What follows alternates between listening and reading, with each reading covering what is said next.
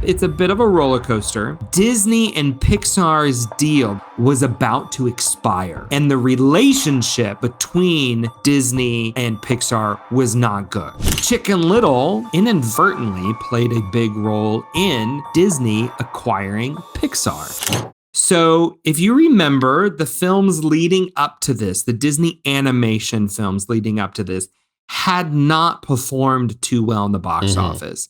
Previous one being Home on the Range, which we still are recuperating from. Still emotionally distraught from that movie. One of my favorite Disney movies of all time, top 5, would be Treasure Planet in 2002, but also didn't perform that well at the box office. It didn't bring in the money. Atlantis, we've shared our mixed emotions about Atlantis. It did not do well at the box office. Fantasia 2000, right? None of these really hit big box office numbers. And it definitely didn't get anywhere near what Disney had grown accustomed to in the decade previous. Yep. And this is why this has kind of been labeled the first decade, the aughts, as the dark ages of the modern Disney animation films, right? Chicken Little, there was these hopes of like, oh, maybe this will be the one to break the slump. But at this time, in 2006, with the release of Cars, Disney and Pixar's deal that they had created where Disney was going to be Disney was the distributor for Pixar films, was about to expire. Cars was the last one for that deal. And the relationship between Disney and Pixar was not good. It was pretty strained.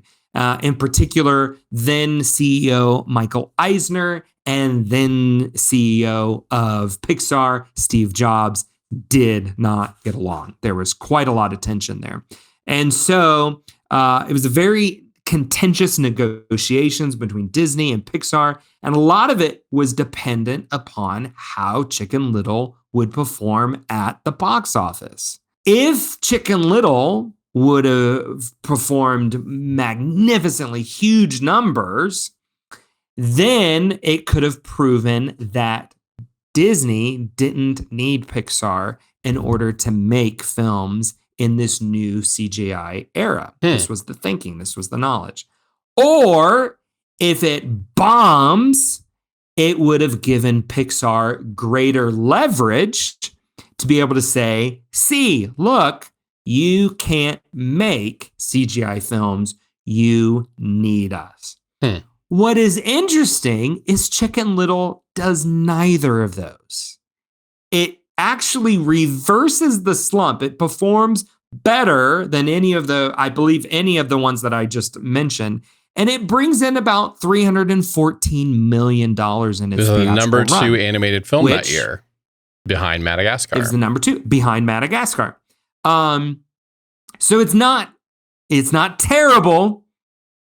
So it doesn't give Pixar any leverage, but it's also not that great. It doesn't get what they really needed it to be. So it gives Disney the, we do need to get Pixar. So it is the impetus for Disney to recognize they need Pixar. Wow.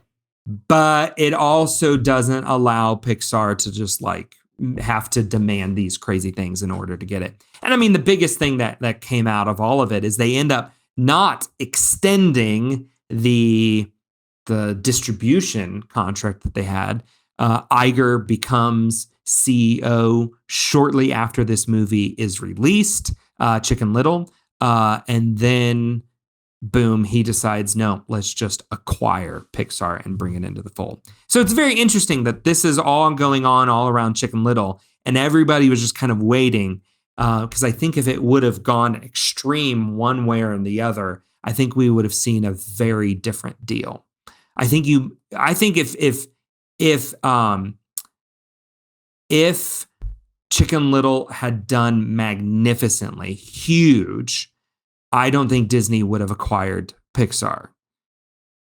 I think if it would have gone really poorly, really rock bottom, I wonder if it would have given Pixar the gumption to say, I think we could do this all on our own and not go into Disney.